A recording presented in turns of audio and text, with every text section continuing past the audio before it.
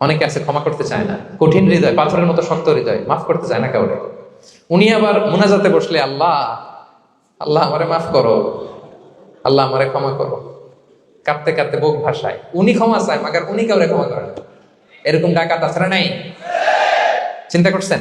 উনি ক্ষমা চায় আল্লাহর কাছে, কিন্তু উনি ক্ষমা করে না। প্রিয় ভাইরা, ক্ষমা করুন। যে ক্ষমা করে সে ক্ষমা পায়। আচ্ছা, একটু চোখটা বন্ধ করে, চোখ বন্ধ করলাম আমি, জানা অজানা পাপের পাহাড়ের দিকে তাকালাম। এবার একটু চিন্তা করেন যে কি পরিমাণে ক্ষমা আল্লাহর পক্ষ থেকে আমার জন্য প্রয়োজন।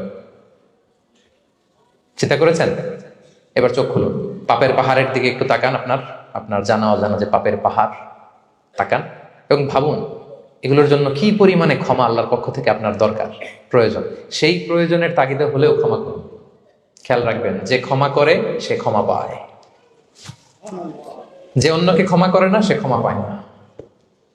তাহলে আল্লাহর কাছে ক্ষমা চাওয়ার আগে আপনি আপনার পাশের লোকদেরকে ক্ষমা করবেন। পারা যাবে তো ইনশাআল্লাহ?